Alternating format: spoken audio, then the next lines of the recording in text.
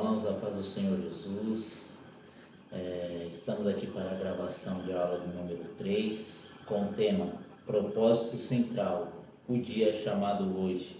Estamos estudando a Epístola aos Hebreus, comentada pelo nosso irmão Bruno, e eu quero me apresentar. Meu nome é Alessandro, congrego ali na igreja do Clube de Campo, e é motivo de alegria estarmos aqui para a gravação desta videoaula. Tenho plena certeza que será um momento de plena edificação, pois estaremos falando da palavra de Deus. Para refletir, está escrito: no meu calendário só existe 2 dias, hoje e aquele grande dia. Martin Luther King foi o que falou isso. Alguns atribuem também essa frase a Lutero, outros atribuem a Agostinho, não se sabe ao certo, mas que diz assim: viva como se Cristo morresse ontem, ressuscitasse hoje e voltasse amanhã.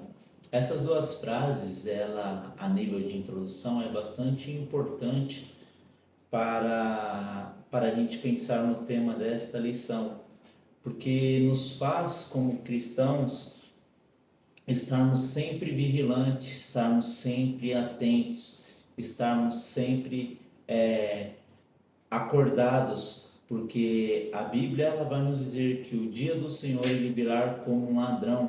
Então essa aula ela serve como um despertamento para a nossa vida, ela serve como uma alta análise para nós, como se fosse um espelho colocado na nossa frente, porque esse que é o poder que a palavra de Deus ela tem.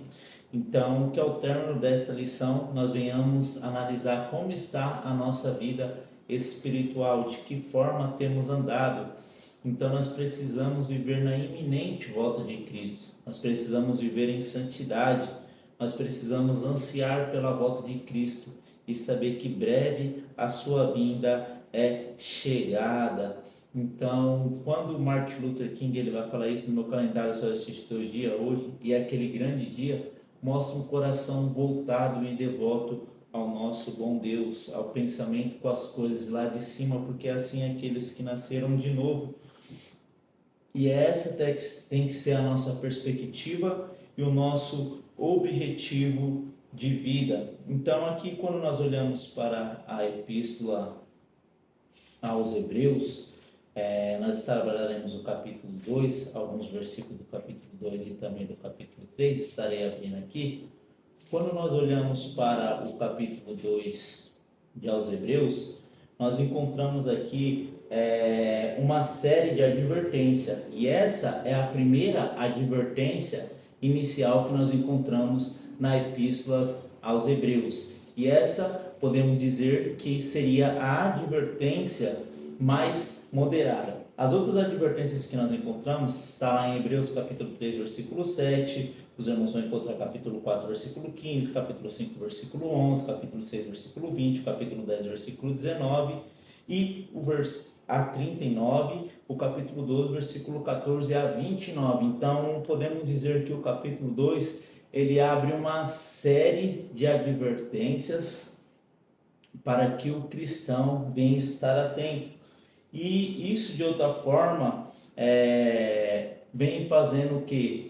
Um olhar pastoral daquele irmão que escreveu aos seus leitores. Então é importante que nós pensamos nisso quando olhamos para o capítulo 2 de Hebreus. Outro sim, quando nós olhamos para a Epístola de Hebreus, e agora podemos começar a trabalhar o ponto 1, nós vamos falar sobre exortação pastoral e teológica. E quando nós olhamos primeiro isso, nós precisamos entender o que significa a palavra exortação. A palavra exortação, ela vem do grego, que é parakaleo. Parakaleo se traduz como exortar. E é muito comum alguns irmãos falarem: hoje no culto nós fomos exortados. Ou quando vem uma palavra mais dura, fala: hoje fomos exortados, né? Hoje o pastor desceu o chicote. Mas quando nós olhamos para o significado dessa palavra, nós vamos ver que não é bem por aí que essa palavra ela vai, né? Então, quando nós olhamos para a palavra exortar, parakaleo, ela tem um significado de uma forma simples, que significa chamar uma pessoa. Então, parakaleo significa isso. Ela é formada por duas palavras gregas. Para, que é ao lado de, significa para ao lado de, e kauleo, que significa chamar. Então, dessa forma, chamar uma pessoa. Então, quando nós falamos de exortar, significa que eu estou chamando, que eu estou convidando, que eu estou intimando esta pessoa. Mas essa palavra, ela pode significar chamar, essa palavra pode significar pedir, invocar, rogar, admoestar, instigar. E é interessante que fala instigar uma pessoa a buscar o curso de uma conduta. Os irmãos podem consultar essas informações naquele dicionário Vini, publicado pela editora CPAD, tá bom? E isso aqui é interessante, porque quando nós pensamos nessa palavra de chamar uma pessoa com o sentido para que essa pessoa busque o curso de uma conduta, nós conseguimos ver que é isso o que abre-se o capítulo 12.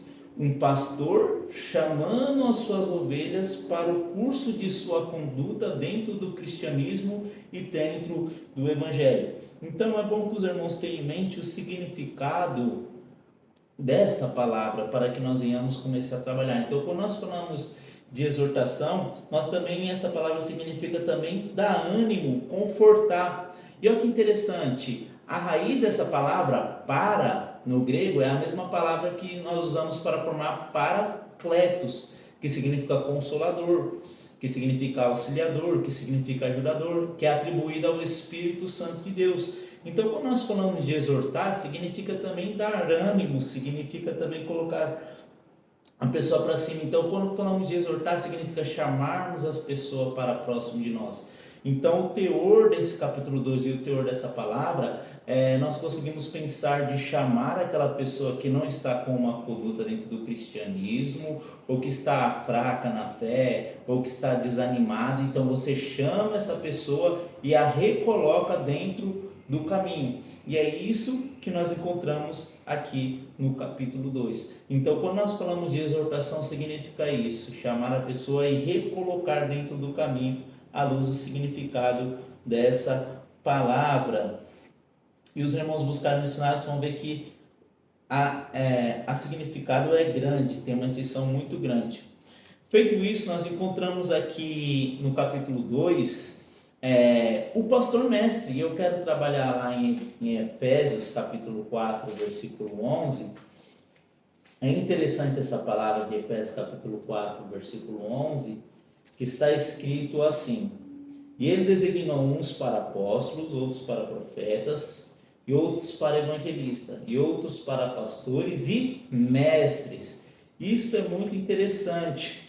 Se os irmãos abrirem lá em Atos dos Apóstolos, capítulo 13, para consultar versículo 1 e 2, você vai ver que na igreja ali havia pastores e mestres. Atos dos Apóstolos também, capítulo 20, versículo 28, está escrito: cuide de vocês mesmo e de todo o rebanho sobre o qual o Espírito os colocou como bispo, para que pastoreie a igreja de Deus, que ele comprou com o seu próprio sangue.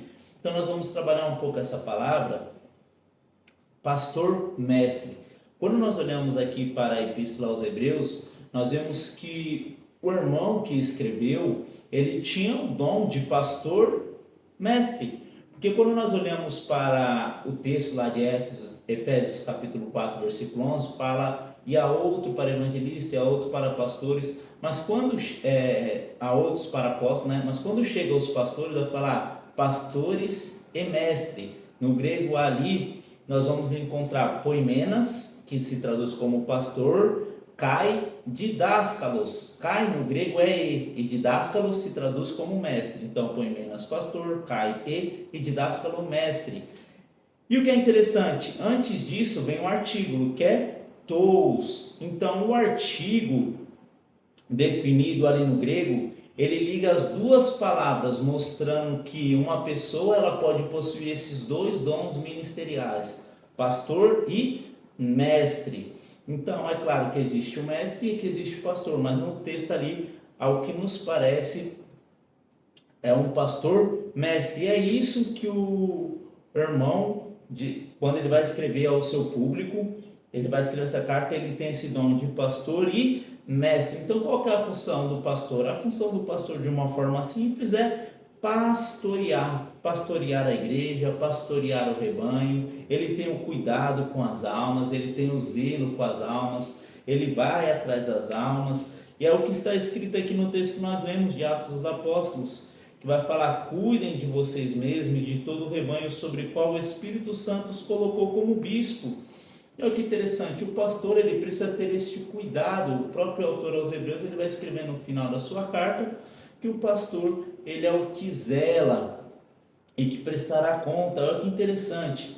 E quando nós falamos de pastor mestre, nós conseguimos entender a exortação teológica, porque quando nós lemos Hebreus, nós não temos a sensação, e também não encontramos, que a igreja estava sendo atacada para uma heresia. Diferente quando nós lemos Gálatas, que os irmãos estavam fazendo um sincretismo religioso, estavam entrando judaizantes com ensinos errados na igreja, e assim os irmãos estavam misturando. Quando nós lemos da igreja de Colossos, que tinha algumas heresias, culto aos anjos e tal. Quando nós olhamos para Hebreus, nós vemos que a necessidade do pastor não era combater uma heresia, mas era reorientar aqueles irmãos a caminharem e a seguir Cristo Jesus. Então ele pega o Antigo Testamento e faz esse link, por assim dizer, levando os irmãos a Cristo. Porque o problema que se ocorria dentro daquela igreja era um problema de perseguição. É bem provável, pela data a qual foi escrito, a perseguição política já estava acontecendo, porque os irmãos bem sabem que a primeira perseguição que a igreja sofre não é política, é uma perseguição religiosa. Isso, se ler Atos capítulo 4, você vai ver que o Pedro e João, eles são perseguidos pela religião judaica. Mas a perseguição política, ela começa um pouco depois. Então, talvez pela perseguição, pela aprovação, pela privação, né? E aqueles irmãos estavam sendo perseguidos e estavam querendo desanimar e retroceder e voltar ao judaísmo. Então, o autor aos Hebreus, ele vai fazer essa exortação teológica, ele vai chamar esses irmãos para perto. Ele vai pegar tudo aquilo que apontava o judaísmo, toda a lei e tudo isso que se apontava para Cristo, e vai reorientar os irmãos e vai os estimular a andar pela fé.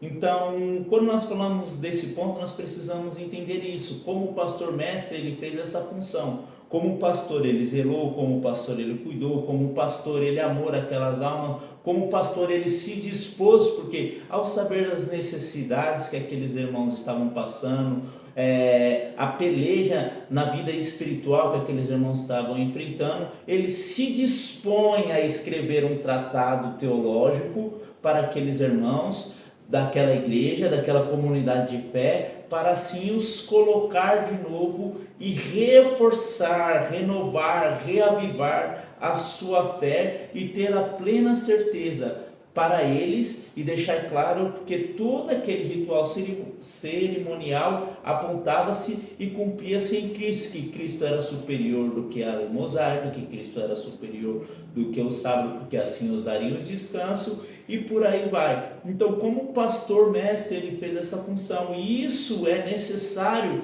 na igreja de hoje. A liderança, ela precisa estar atenta de como que anda a saúde espiritual, para que dessa forma, usando este dom ministerial, possa reorientar os irmãos à fé genuína.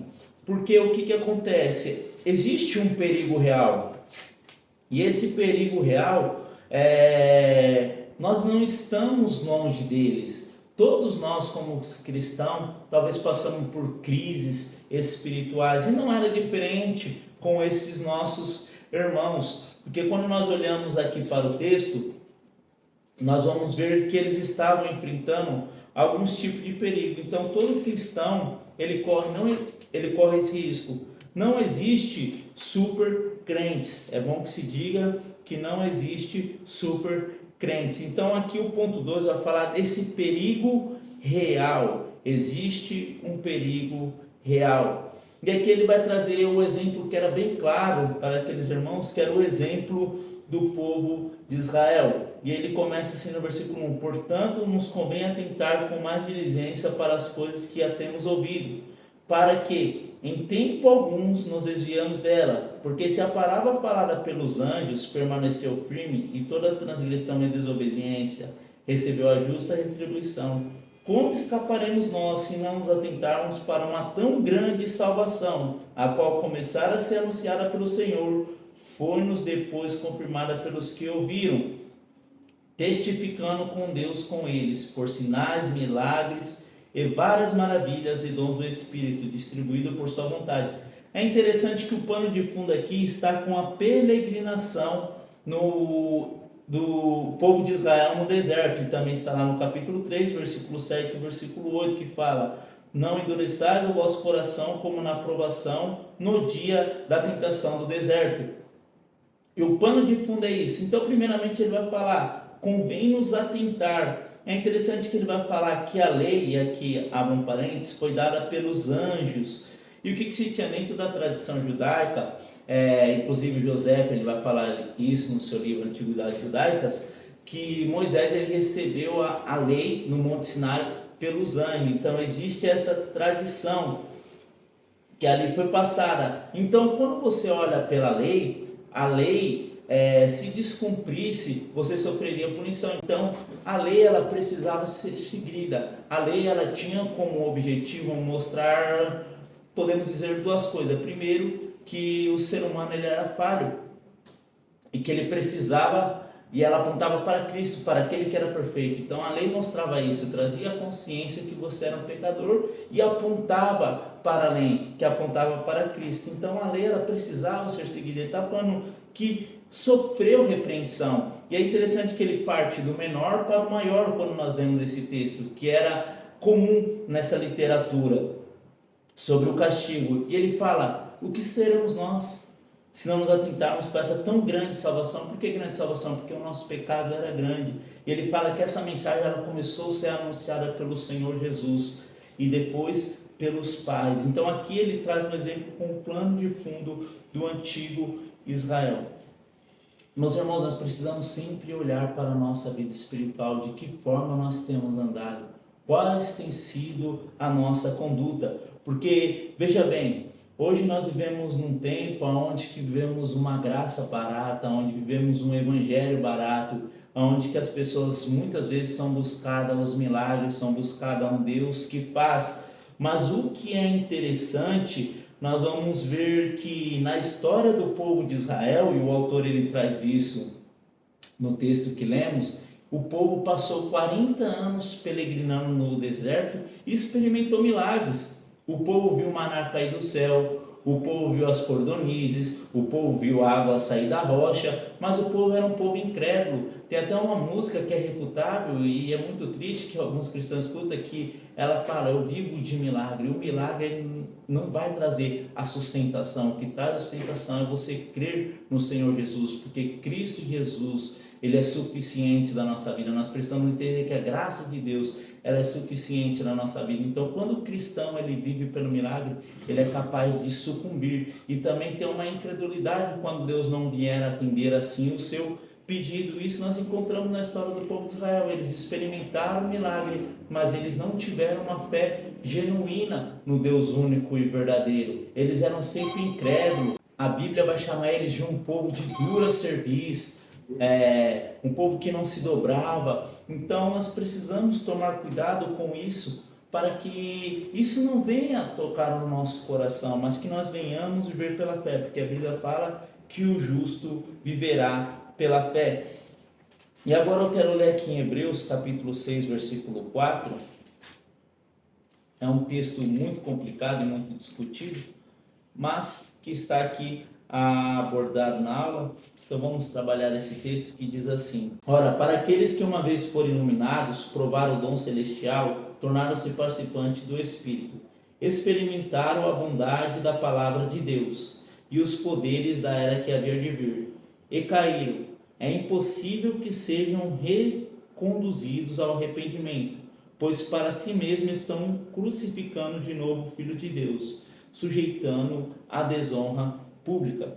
Então, quando a incredulidade bate no nosso coração, quando a murmuração ela bate no nosso coração, nós precisamos tomar cuidado para não decairmos da fé. Então aqui nós vemos a necessidade, quando ele escreve aos Hebreus, para reanimar, reavivar essa fé no coração dos irmãos. E esse texto aqui é um texto escondido. Nossos irmãos que são calvinistas vão falar que esse texto aqui não está falando de cristão, mas não vamos entrar nessa discussão. Mas esse texto está falando de pessoas que nasceram de novo, porque se elas decaíram da fé, se elas foram iluminadas, se elas receberam o dom celestial, elas eram pessoas que foram salvas, mas que por meio da sua caminhada acabaram decaindo na fé. Então com isso eu quero dizer, é um alerta para as nossas vidas. Nós precisamos estar sempre atentos para que nós não venhamos decair da fé. E o que esse texto quer dizer? Esse texto ele quer trabalhar para nós sobre apostasia. Aqui a Epístola de Hebreus ela vai trabalhar sobre esse tema apostasia. Então o que é apostasia? De uma forma simples é abandono. É o abandono consciente da fé. É quando nós abandonamos e nos afastamos de uma forma deliberada de Deus. Então, a apostasia, ela é um pecado que pode haver perdão? Sim. Existem alguns pecados na Bíblia que não existe perdão. A Bíblia só fala sobre a blasfêmia com o Espírito Santo, que não é isso que diz no texto. Mas a apostasia, nós podemos pensar naquele texto de João, que fala que há pecados que é para a morte. Nós podemos ver isso nesse texto. E por que é impossível essa pessoa ser reconduzida ao arrependimento para ser iluminada de novo? Porque primeiro, quando a pessoa apostata, ela está abandonando de uma forma consciente Cristo Jesus. Então ela está abandonando, ela está deixando. É por isso que o texto está falando que aqueles que caíram é impossível que sejam reconduzidos ao arrependimento, pois para si mesmo estão crucificando de novo o Filho de Deus, sujeitando uma desonra pública. Ou seja, eles estão recusando a mensagem da cruz, eles estão recusando Cristo, eles estão recusando a ação do Espírito Santo na sua vida. É por isso que está no versículo 7 do capítulo 3, que diz: portanto, como se diz, se ouvires hoje a sua voz, não endureçais o coração. Nós não devemos ter um coração duro diante da mensagem do Evangelho. Muitas pessoas elas escutam a mensagem, muitas pessoas participam do culto, mas ainda estão com o seu coração duro, estão com o seu coração como pedra, mas somente uma ação do Espírito Santo para vir tirar esse coração de pedra e colocar no coração de carne, somente uma ação divina para resgatar uma pessoa da apostasia. E nós precisamos tomar cuidado, porque a Bíblia fala que o anticristo se manifestaria, mas antes disso viria a grande apostasia. E isso nós temos vendo acontecendo nos nossos dias, quando nós olhamos para a Europa, principalmente quando nós olhamos para a Alemanha, o país da reforma protestante, é o país onde que hoje tem a teologia liberal. Quando nós olhamos para a Europa, as igrejas elas estão cada vez mais vazias, então a grande apostasia está acontecendo, mas nós precisamos ouvir a voz do Espírito Santo. Essa mesma mensagem se encontra no livro de Apocalipse, quando João ele vai escrever: quem tem ouvidos ouça o que o Espírito diz à igreja. Então o Espírito ele continua a falar, o Espírito ele continua a soar, mas nós precisamos estar sensíveis e com o coração bem aberto, bem desejoso para receber a mensagem do Evangelho. Então a apostasia é um perigo real e muitas vezes ela bate à porta do meu e do seu coração, mas nós precisamos vigiar para que não venhamos cair nesse pecado. Porque o autor, de uma forma brilhante, ele vai falar no dia chamado hoje. Então isso mostra o Deus, não um Deus de segunda oportunidade. Nosso Deus não é um Deus de segunda oportunidade. Nosso Deus ele é um Deus de toda oportunidade. Isso aqui nós encontramos a longanimidade de Deus para com o pecador, a longanimidade de Deus para aqueles que estão se perdendo, porque o próprio apóstolo Pedro ele vai dizer isso, que um dia para o Senhor é como 1000 anos, e que ele não retarda a sua promessa, ainda que alguns tenham por tarde, né? Mas ele é longânimo, não querendo que as pessoas se percam, mas que todos venham ao arrependimento. Então, ninguém melhor do que Deus para tratar com o pecador. Deus ele tem os seus meios, E aqui quando fala o dia de hoje, está mostrando a oportunidade que a cada dia o Senhor nos dá. Quando se fala que o dia chamado hoje, nós conseguimos vislumbrar a graça de Deus, porque por muitas vezes somos falhos, mas todo dia o Senhor vem e com as suas misericórdias que se renova a cada dia sobre as nossas vidas. Então, quando fala sobre o dia chamado hoje, se fala da bondade de Deus. Quando se fala do dia chamado hoje, se fala do amor incondicional que Deus tem pela sua criação. Quando se fala do dia chamado hoje, isso mostra a relação que o escritor da carta aos Hebreus ele tinha com Deus e estava transmitindo para aquelas ovelhas, para aqueles irmãos que estavam ali naufragando na fé, para aqueles irmãos que estavam ali a ponto de se apostatar, para aqueles irmãos que estavam abandonando. Ele estava mostrando que o Deus de misericórdia os dando a oportunidade, que o Espírito estava falando que tão somente eles não deveriam fechar o seu coração, mas eles deveriam estar com o seu coração aberto, predisposto para receber a mensagem do Evangelho e assim ser renovado. E como nós fazemos isso? Interessante que o versículo 1, que foi colocado aqui, portanto, convém-nos atentar com mais diligência para as coisas que temos ouvido, para que em tempo algum nos desviemos dela. Quando fala atentar com diligência e nos desviar, quando você vai ver muitos comentaristas e você vai ler os comentários bíblicos, eles vão falar que essa expressão com diligência e nos desviarmos dela, atentar com diligência e nos desviarmos dela, são expressões que são expressões náuticas. O que seria isso? Seria como se fosse a ideia de um pescador, um marinheiro que estava ao alto mar e ele precisava estar atento para que ele não viesse perder o rumo da embarcação, porque um barco sem um piloto, ele seria um barco que estaria aí levado para todo lado. Então, quando ele está falando atentar com mais diligência para nos desviarmos, ele está dando essa ideia que nós como cristão, nós temos um rumo, nós como cristão, nós temos um norte, nós como cristão estamos aqui de passagem, nós como cristão temos uma pátria a chegar. Então, para nós escaparmos da apostasia, para nós escaparmos da incredulidade,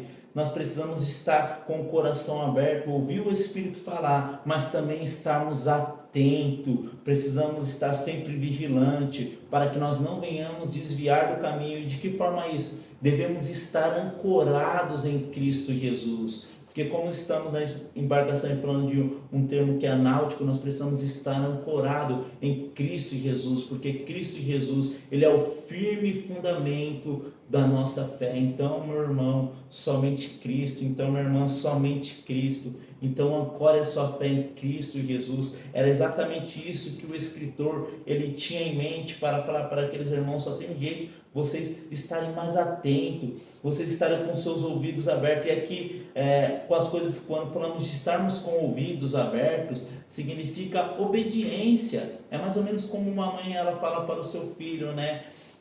Vou falar com você de novo, significa que ela quer que seu filho obedeça. E assim é a palavra de Deus. Nós precisamos estar em obediência. Então nós precisamos estar atentos, porque nós estamos numa jornada rumo ao céu, rumo à cidade celeste. E aqui no mundo tem vários obstáculos, aqui no mundo tem vários impedimentos para não tentar chegar lá, mas pela graça de Deus sobre a nossa vida conseguiremos chegar lá. É interessante aquele livro, eu gosto muito de ler ele, que é aquele livro Peregrino. Ele vai contar a história de um cristão que está no mundo, que está pelejando, que está viajando, e a chegada dele até chegar ao seu destino final. E esse livro é um livro muito interessante quando nós falamos dessa aula. Nós precisamos entender que aqui somos peregrinos, nós precisamos entender que aqui nós estamos de passagem, e com isso nós vamos sofrer aflições. O próprio Jesus ele orou, e quando ele orou falou: Pai, eu não peço que os tire do mundo, mas que os livre do mal. Ele também falou que teríamos aflições. E quando você olha para esta carta, quando você olha para esse capítulo, você vê que essa crise espiritual, esse perigo da apostasia, esse exemplo que o autor ele vai trazer como plano de fundo do povo de Israel, significava isso, significava que aqueles irmãos estavam passando por essas aflições, por esses reveses, mas que eles precisavam pelejar firmes. para seguir o caminho com Cristo. E desta forma, quando nós olhamos isso, eu quero já ir para os pontos finais, para depois dar as considerações de nós precisamos estar pronto, porque aqui o autor da revista Nossa Irmã vai colocar, embora a fé cristã ela tenha um alicerce no passado, na história da tradição, e uma orientação no futuro, nós precisamos nos concentrar na nossa vida espiritual agora. Nós precisamos estar sempre em santificação. A palavra será essa, estar em santificação, e a cada dia sermos moldados, a cada dia sermos modelados, a cada dia sermos transformados, a cada dia crescermos em maturidade, até chegarmos à estrutura do varão perfeito. Então, é isso, é essa necessidade quanto o escritor dos Hebreus, ele vai escrever como pastor e mestre, ele vai escrever com isso, porque a função do dom ministerial seria isso, para o aprimoramento. Está aqui em Efésios, o texto que nós vemos no princípio, Efésios capítulo 4, fala: com o fim de preparar os santos para a obra do ministério, para que o corpo de Cristo seja edificado, até que todos alcancemos a unidade da fé e do conhecimento do Filho de Deus.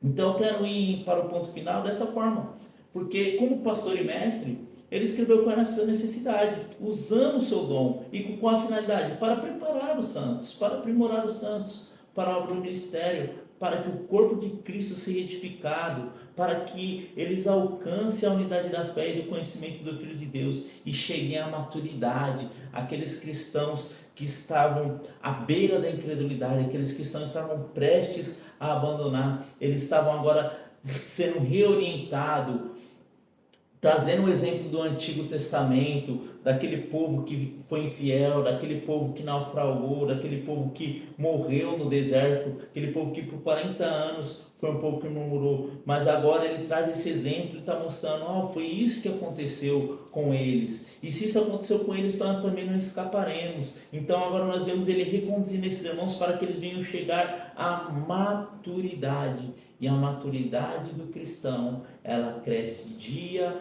após dia. Então agora nós vemos um pastor mestre escrevendo para as suas ovelhas, para que eles venham chegar à maturidade. E para a conclusão e as consideração final, o desânimo, muitas vezes ele pode vir, talvez por diversas ocasiões que ocorrem na região que está a sua igreja, talvez nas provações no meio da família, no trabalho e etc., na labuta ministerial, mas que nós precisamos reacender a fé, nós precisamos estar caminhando com Cristo, nós precisamos pelejar contra isso e saber que o fim é na Jerusalém celeste. Então, meu irmão e minha irmã, com esses comentários, eu quero encerrar, e que Deus em Cristo Jesus vos abençoe. Eu tenho a plena certeza que será uma boa aula, um momento de edificação, de comunhão e de crescimento da escola dominical. Que Deus em Cristo Jesus abençoe. Até a próxima.